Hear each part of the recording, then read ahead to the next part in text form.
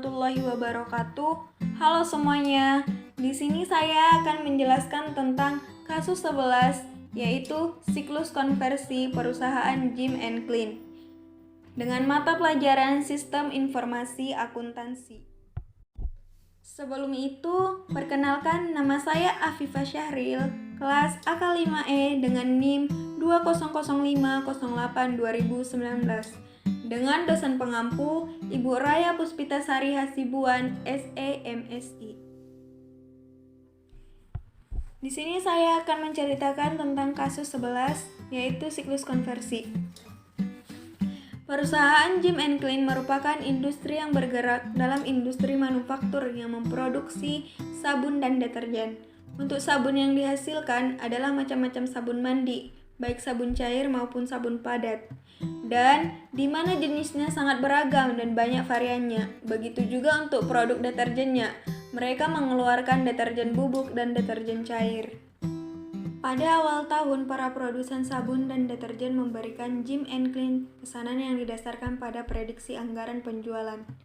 Akan tetapi, pesanan ini dijamin hanya untuk bulan pertama. Setelah itu, tiap produsen sabun dan deterjen dapat merevisi pesanan per bulan.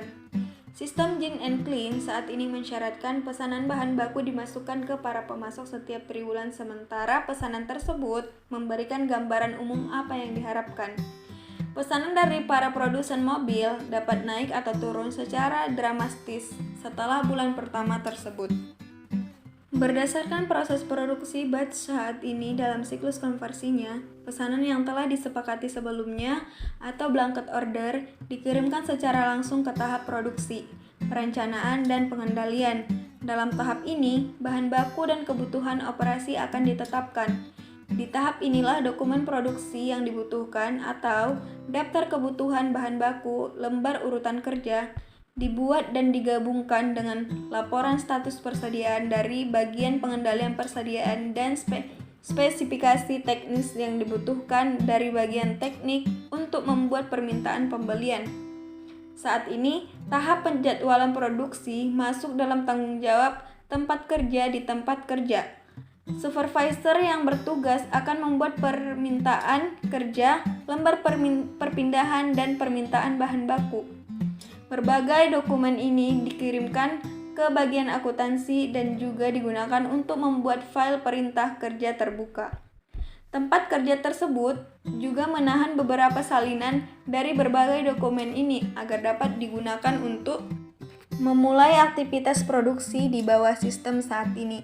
Ketika produksi dimulai, bahan baku yang berlebih akan langsung dibuang. Pusat kerja juga membuat berbagai dokumen pencatatan waktu kerja yang dibutuhkan, atau kartu waktu untuk gaji dan jam kerja, serta mengirimkan informasi ini ke bagian akuntansi biaya juga. Setelah siklus produksi selesai, jadwal produksi dan lembar kerja perpindahan akan digunakan untuk menutup file perintah kerja terbuka. Dengan satu salinan, perintah kerja akan dikirimkan ke gudang barang jadi, sementara lainnya dikirimkan ke bagian pengendalian persediaan. Pada tahap awal produksi, salinan dari permintaan bahan baku dikirimkan ke bagian penyimpanan persediaan agar bahan baku yang dibutuhkan dapat dikeluarkan ke tempat kerja. Sebuah salinan permintaan bahan baku disimpan dalam file di bagian penyimpanan persediaan. Bagian pengendalian persediaan dilibatkan dalam seluruh proses produksi batch. Bagian ini menerbitkan dokumen status persediaan ke fungsi produksi, perencanaan, dan pengendalian agar kebutuhan bahan baku diterima dari bagian penyimpanan persediaan hingga file persediaan dapat diperbarui. Ketika berbagai file tersebut diperbaharui, maka permintaan bahan baku dikirimkan ke bagian akuntansi biaya. Sementara file yang diperbaharui digunakan untuk membuat voucher jurnal yang dikirimkan ke bagian buku besar. Satu salinan dari permintaan bahan baku, permintaan pembelian, dan dokumen perintah kerja akan disimpan dalam file bagian pengendalian persediaan. Ketika bagian akuntansi biaya telah menerima semua informasi yang dibutuhkan dari berbagai bagian lainnya, file barang dalam proses akan diperbaharui semua dokumen tempat kerja, atau kartu perpindahan, kartu waktu, permintaan bahan baku, kelebihan bahan baku, dan retur bahan baku. Semua dengan salinan perintah kerja, disimpan di bagian akuntansi biaya. Pada akhir tahap ini, bagian akuntansi biaya membuat voucher jurnal dan mengirimkannya ke bagian buku besar. Voucher jurnal ini bersamaan dengan yang dikirimkan oleh bagian pengendalian persediaan digunakan untuk memperbaharui buku besar kedua voucher jurnal tersebut, disimpan dalam file di bagian buku besar. Yang pertama yaitu diagram konteks. Pelanggan akan melakukan pemesanan barang atau blanket order ke siklus konversi.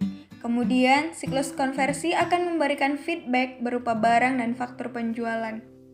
Setelah itu, pesanan pembelian akan dikirimkan ke departemen produksi, dan departemen produksi akan memberikan feedback berupa pembuatan pesanan.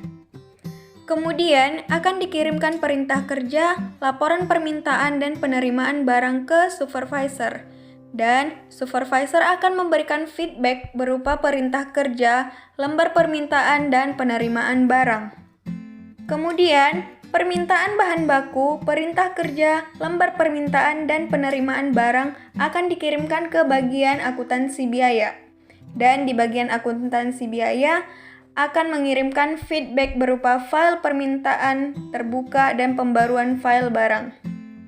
Setelah itu, perintah kerja, pesanan pembelian akan dikirimkan ke departemen persediaan, yang kemudian departemen persediaan akan mengirimkan feedback berupa laporan persediaan dan laporan kerja.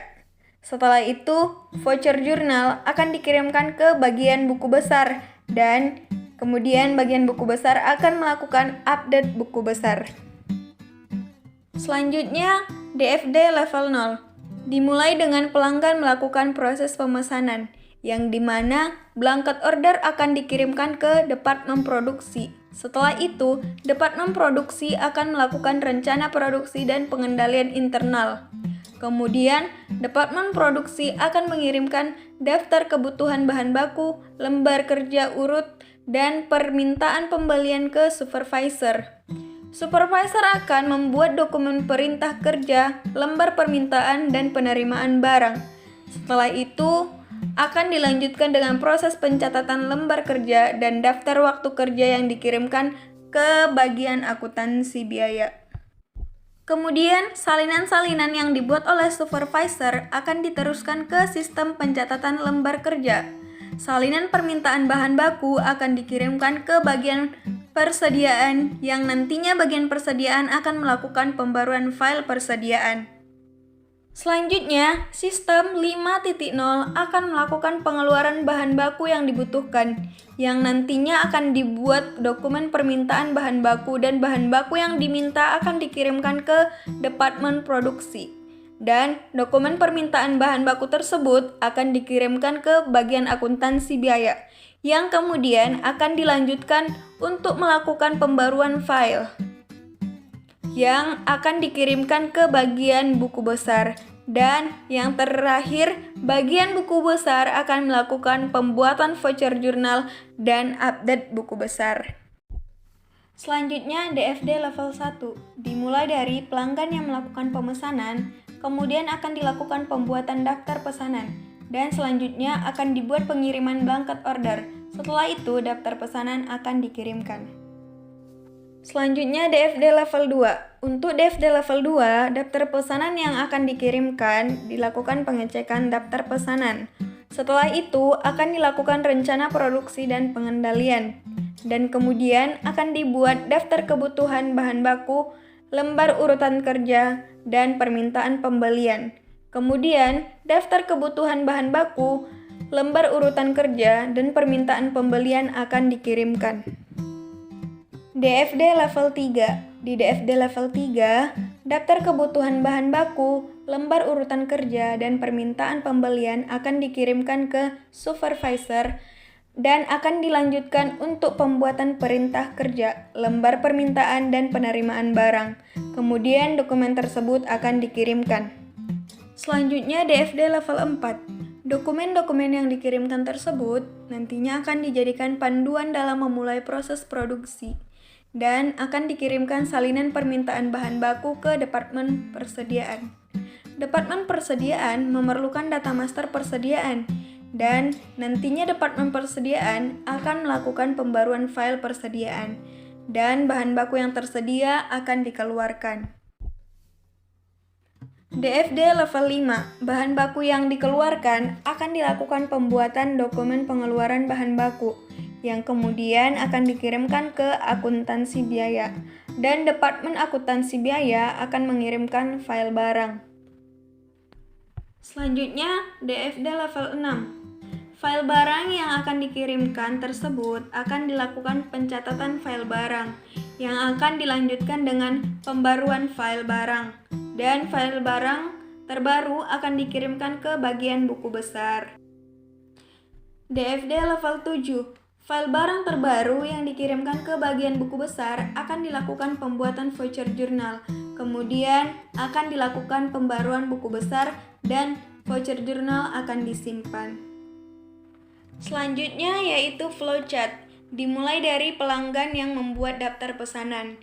Kemudian akan dilakukan kesepakatan pesanan. Setelah dilakukan kesepakatan pesanan, maka akan dibuat blanket order. Dan blanket order tersebut akan dikirimkan ke Departemen Produksi. Dan Departemen Produksi akan membuat perencanaan produksi. Setelah Departemen Produksi membuat daftar kebutuhan bahan baku, lembar urutan kerja, kemudian Departemen Produksi akan membuat jadwal produksi.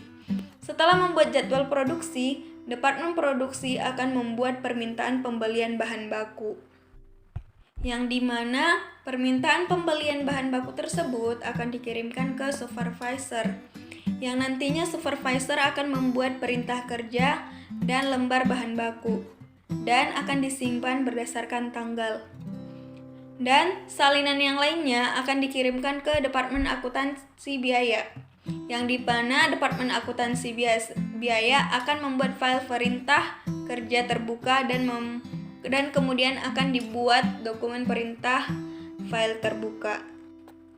Selanjutnya, di bagian Departemen Persediaan, salinan permintaan bahan baku akan dilakukan proses permintaan bahan baku, yang dimana bahan baku tersebut akan dikirimkan ke Departemen Produksi, dan Departemen Produksi akan memulai proses produksi dan akan menghasilkan barang jadi, yang dimana barang jadi tersebut akan dikirimkan ke pelanggan. Dan untuk laporan permintaan bahan baku akan diteruskan ke Departemen Akuntansi Biaya dan laporan permintaan bahan baku tersebut akan disimpan berdasarkan tanggal. Setelah itu, Departemen Akuntansi Biaya akan melakukan pembaruan file barang dalam proses dan akan membuat file barang dalam proses. Dan kemudian Departemen Akuntansi Biaya akan membuat voucher jurnal, yang dimana voucher jurnal tersebut akan dikirimkan ke Departemen Buku Besar. Kemudian di bagian Departemen Buku Besar akan melakukan penyimpanan voucher jurnal berdasarkan tanggal dan akan mengupdate buku besar. Selanjutnya analisis kelemahan pengendalian internal. Menurut saya analisis kelemahan pengendalian internal ada 3. Yang pertama, pencatatan akuntansi, yang dimana telah dilakukan pencatatan akuntansi dengan up-to-date berdasarkan file yang mendukung dalam pembuatan voucher jurnal, yang kemudian digunakan untuk memperbarui buku besar. Yang kedua, pengendalian akses, yang dimana sistem tersebut tidak memiliki pengendalian akses, yang membuat perusahaan rentan menerima kecurangan. Dan yang ketiga, verifikasi independen, yang dimana belum terdapat verifikasi independen dalam sistem tersebut. Hal ini terlihat dari tidak adanya verifikasi terlebih dahulu sebelum menerima dokumen dari departemen terkait. Dan yang terakhir yaitu saran perbaikan dari kelemahan pengendalian internal. Yang pertama, harus membuat pengendalian akses terutama untuk bagian akuntansi atau bagian yang berhubungan dengan keuangan, gunanya untuk memperkecil resiko kecurangan. Yang kedua yaitu harus dilakukan verifikasi terlebih dahulu sebelum melakukan atau memproses dokumen dari departemen lain untuk menghindari kesalahan. Demikian penjelasan saya tentang kasus 11 siklus konversi perusahaan Jim dan Clean. Apabila ada yang salah, saya memohon maaf dan saya akhiri dengan salam. Assalamualaikum warahmatullahi wabarakatuh.